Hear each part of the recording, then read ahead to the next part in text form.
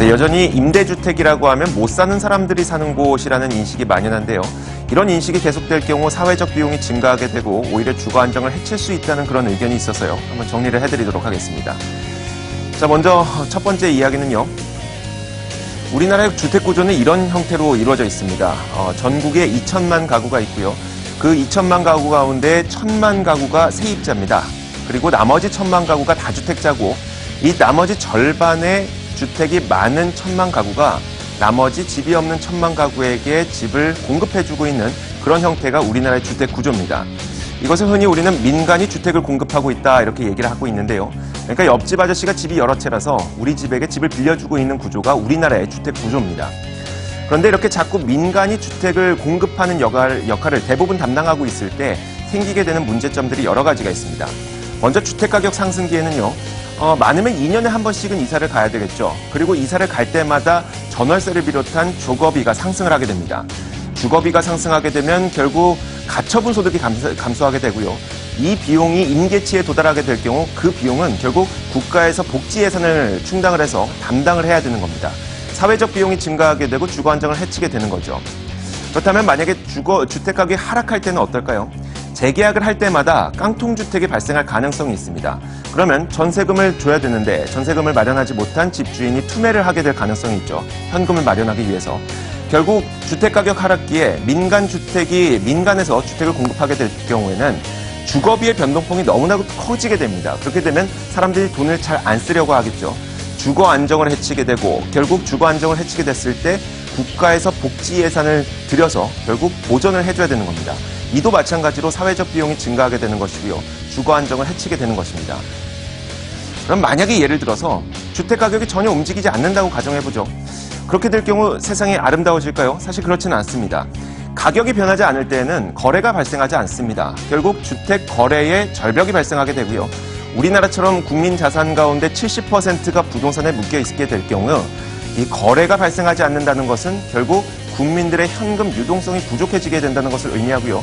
현금이 부족하니까 사람들은 돈을 쓰지 못하고 결국 돈을 쓰지 못하면 그 나머지 비용들은 국가에서 또 복지 부담을 해야 되는 상황이 펼쳐지게 됩니다. 마찬가지로 사회적 비용이 증가하게 되고 주거 안정을 해치게 되는 것이죠.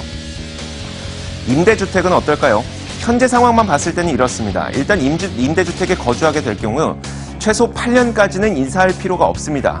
최소 계약이 8년이기 때문인데요. 그리고 임대료가 올라가긴 올라가겠지만 최대 5%밖에 상승하지 않습니다. 그리고 내가 일단 집을 빌려서 살고 있는 것이기 때문에 굳이 주택가격이 하락할 때 힘들어지지 않습니다. 그냥 월세로 내고 살면 되는 것이니까요. 이렇게 주택가격에도 주거 안정을 할 수 있다는 그런 효과가 있습니다. 실제로 보면요. 2008년 당시 글로벌 금융 위기가 터지면서 전 세계 부동산 시장이 무너질 때 꿋꿋하게 잘 버텼던 국가들이 있습니다. 바로 스위스와 독일 같은 자가 점유율, 그러니까 내 집에서 사는 비율이 적었던 그런 국가들은 어차피 나는 집을 빌려 살고 있으니 주택가격 하락하는 것이 큰 영향이 없었습니다. 그래서 주택시장이 별 영향을 받지 않았었던 국가들이고요. 물론 임대주택에 이런 장점이 있기 때문에 무조건 많은 사람들이 임대주택에 살아야 된다고 이야기하는 것은 아닙니다. 임대주택이 모든 것을 해결해 줄 것이라는 얘기는 아니고요.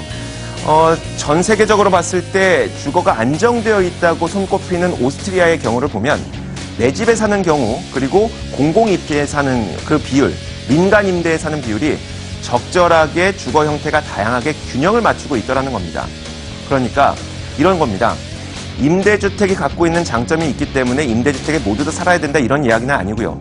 다만 임대주택의 이런 장점을 잘 살려야 되는데 만약 여전히 임대주택은 못 사는 사람들을 위한 주거 공간이라는 인식이 계속될 경우에는 계속 안 좋은 지역에만 더 저렴하게 지어야 되기 때문에 안 좋은 지역에만 임대주택을 공급해야 되고요.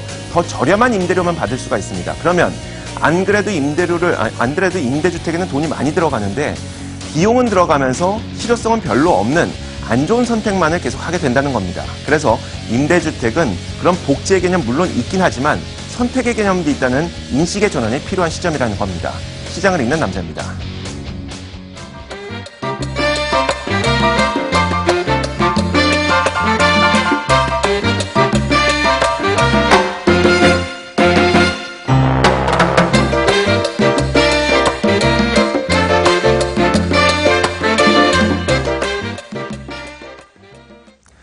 자, 오늘 경제시사토크 사이다도 여기서 인사를 드리도록 하겠습니다. 저희는 내일 오전 11시에 찾아뵙겠습니다. 시청해주신 여러분 고맙습니다.